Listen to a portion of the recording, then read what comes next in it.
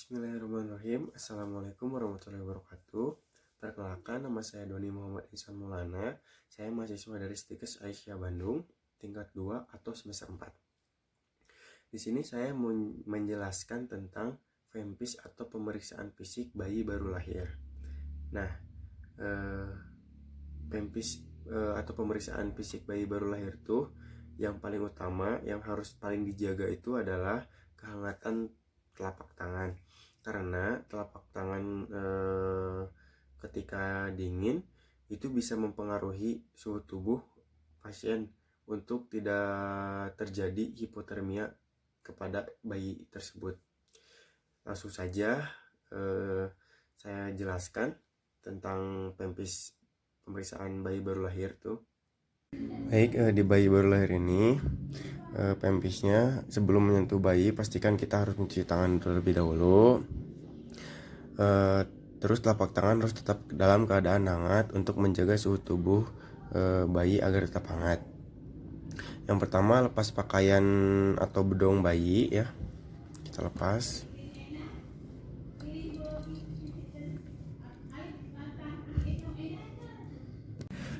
Sudah dilepas pakaiannya ya, kita bisa menanyakan kepada keluarga bayi atau keluarga pasien berat atau bobot bayi. Dengan kriteria normalnya kita harus mempertimbangkan berkisar antara 1.500 sampai 4.000 gram itu normalnya. Dikarenakan saya tidak ada timbangan untuk mempraktekkan sekarang, tapi saya bisa memperlihatkan bagaimana caranya menimbang bayi, yaitu dengan cara letakkan atau tidurkan bayi di atas timbangannya, lalu kita lihat berapa bobot bayi, seperti itu. Cukup mudah. Yang kedua, pengukuran tinggi badan. Cara mengukurnya dari atas ubun-ubun dari sini ya sampai tumit kaki, sampai sini nih. Tegak lurus, dengan sikap berdiri tegak kayak gini, berdiri tegap gitu kan, tapi dengan cara tiduran. Tinggi badan bayi baru lahir berkisar antara 48 sampai 52 cm. Itu mengukurnya dengan cara mudah, ada alatnya, bisa tidurkan bayi, terus si pengukurannya bisa dinaik turunkan untuk melihat tinggi atau tidaknya, atau bisa dengan cara mengukur dari meteran seperti ini, ya. Cuman menurut saya ini kurang efektif atau kurang hasilnya tuh bisa sedikit agak berubah dari pengukuran yang satunya lagi. Lalu yang ketiga, mengukur lingkar kepala bayi di arah kening keliling kepala. Ukuran yang normalnya tuh seperti ini nih. Seperti ini. Ukuran normal bayi biasanya berkisar 30 cm sampai 35 cm, dan mengukur lingkar dada bayi juga. Nah, seperti ini diukurnya. Mengukur dari depan sampai belakang mengelilingi dada bayi, dan kriteria normalnya yaitu 30 sampai 33 cm.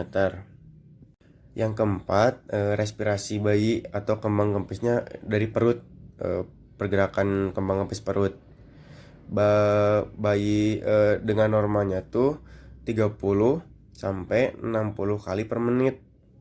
Lalu setelah itu kita periksa suhu tubuh bayi dengan menggunakan termometer infrared atau seperti ini. Seperti itu. Dengan suhu tubuh berkisar 36,5 derajat Celcius sampai 37,5 derajat Celcius. Itu suhu tubuh bayi normal ya. Lalu yang kelima, pemeriksaan nadi pada daerah apex kiri bayi sebelah sini dengan norma denyut nadi dari 120 kali sampai 160 kali per menit. Setelah kita melihat denyut nadi, kita lakukan melihat kulit pada bayi baru lahir. Itu tekstur kulitnya tuh lembut dan akan terjadi pengelupasan kulit kering di hari ketiga setelah bayi lahir. Pengelupasan itu daerah lipatan-lipatan tubuh bayi seperti di lutut yang terlipat, sikut, atau di daerah sini, daerah perut atau apa gitu yang ada lipat-lipatannya. Yang ketujuh, selanjutnya kita perhatikan fontanella arterior bayi yang berukuran sekitar 2,5 sampai 4 cm di sini yang disebut ubun-ubun lah. Ini akan tertutup pada usia 18 bulan atau bayi mulai bisa atau tahap belajar berjalan bayi. Lalu kita lihat ke daerah mata. Apakah bayi terdapat udim atau tidak. Dan kita melihat apakah ada pergerakan pupil atau tidak. Pemeriksaan mata menggunakan pen light gitu. Di pemeriksaan seperti memeriksa pupil mata dewasa, yaitu didekatkan kepada mata dari luar ke dalam, lalu sebelahnya lagi. Seperti itu ya.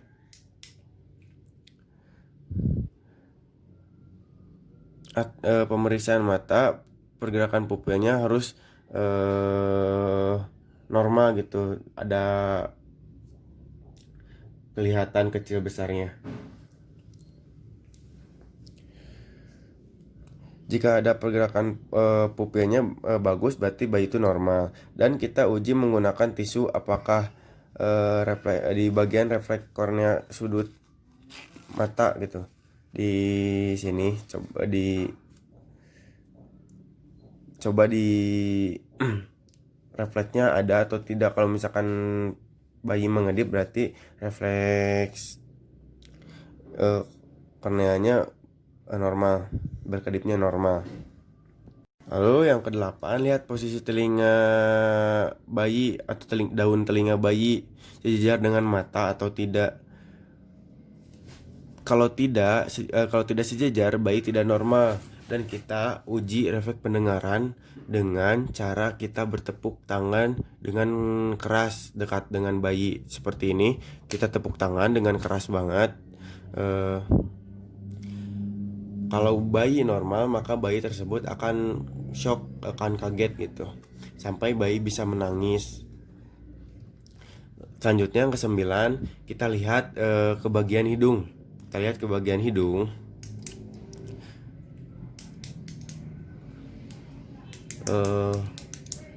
Penlang saya mati ya. Ini ibaratnya kita lihat dari bagian hidung, apakah ada cairan bening di dalam hidung bayi atau tidak. Kita coba pasase udara juga di hidungnya dengan cara ambil sedikit tisu, terus tutup sebelah hidung, lubang hidung kita, yang lubang hidung satunya lagi dekatkan sebuah tisu, apakah ada dorongan atau tidak. Begitupun sebaliknya, coba lubang hidung satunya lagi. Kalau misalkan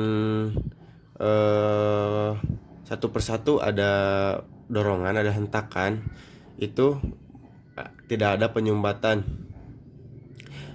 Bayi tidak ada masalah dengan pernapasannya. Dipastikan bayi tersebut bernapas dengan normal. Selanjutnya yang ke-10, kita mengetes refleks Graberel Bell bayi dengan cara mengetuk hidung atas bayi. Jika bayi normal, maka bayi tersebut akan berkedip seperti ini ya. Kita ketuk hidungnya. Kalau misalkan bayi itu mengedip, berarti bayi normal. Lalu selanjutnya yang ke-11, kita pindah ke bagian mulut sekarang ya. Pindah ke bagian mulut. Kita infeksi mulut apakah untuk utuh atau tidak. Kalau misalkan sudah, jika kita uji refleks penghisapan bayi dengan cara kita letakkan tangan di atas atau sebuah dot, kita letakkan di dekat mulutnya. maka bayi akan menghisap dengan sendirinya. Selanjutnya kita uji refleks yang dengan cara kita membukakan mulut bayi memakai tong spatel, lalu kita sentuh bagian pangkal lidahnya, disentuh ke dalam, maka bayi akan refleks seperti ingin muntah, berarti bayi tersebut normal. Ini anggap aja tong spatel ya. Lalu selanjutnya yang ke-12, kita lihat bagian leher bayi. Di bayi baru lahir akan banyak lipatan. Di sini tuh akan banyak lipatan ya di lehernya tuh. Juga lehernya terlihat agak pendek. Lalu selanjutnya kita uji refleks tonic neck dengan cara memalingkan leher bayi ke daerah yang ditentukan, misalnya ke daerah kanan, misalkan ke sini, ke daerah kanan. Maka tangan kanan bayi ini dalam keadaan refleksi dan tangan kiri akan keadaan ekstensi. Begitupun sebaliknya.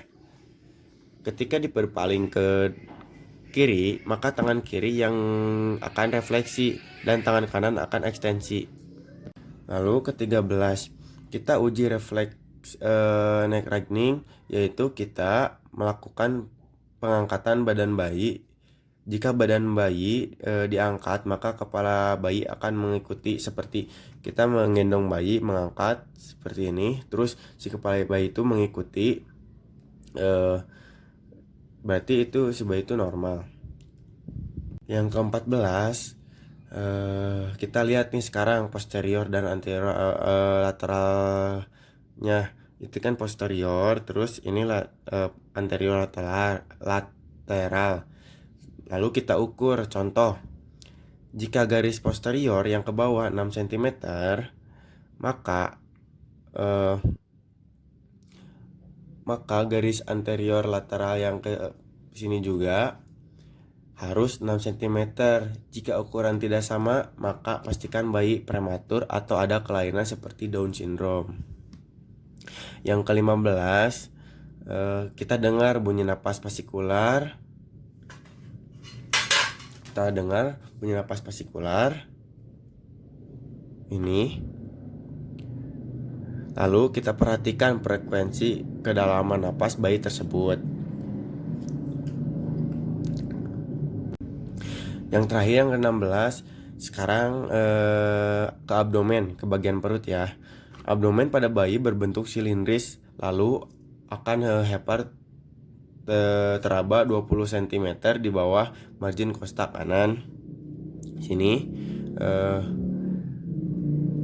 dua margin kostak kanan, dan limpa akan ada di bagian ujung, dan juga ginjal akan teraba 1-2 cm di atas umbilikus daerah sini. Lalu genitalia wanita ada labia mayora. Kalau genitalia pria ada menatus uretri. Kita periksa juga ujung penis atau skrotum. Kita periksa apakah skrotumnya itu agak besar atau tidak. Lalu selanjutnya kita periksa ke daerah anusnya. Kita lihat refleks anusnya ketika lutut bayi ditekuk, apakah ada pengerutan anus atau tidak. Lalu kita juga periksa ekstremitas bawah dan atasnya. Lihat jumlah jari tangan, rentan gerak, kuku pastikan dalam keadaan dan jumlah yang normal. Kita periksa juga refleks genggaman tangannya, apakah normal atau tidak. Kita coba misalkan digenggam, apakah dia genggam erat atau tidak. Kalau misalkan tidak, berarti bayi tidak normal. Alhamdulillah mungkin cukup sekian penjelasan pempis bayi baru lahir dari saya. Mohon maaf bila banyak kesalahan, banyak kekurangan, atau ada gangguan suara-suara dari luar yang tidak jelas. Mohon dimaafkan, karena saya merekod ini dari ruangan yang tidak jauh dengan orang ramai, karena susah mencari ruangan yang kedap suara tuh. Setelah semuanya beres, kita lakukan cuci tangan, membacakan hamdalah bersama-sama. Lalu kalau begitu sekian, terima kasih atas perhatiannya. Assalamualaikum warahmatullahi wabarakatuh.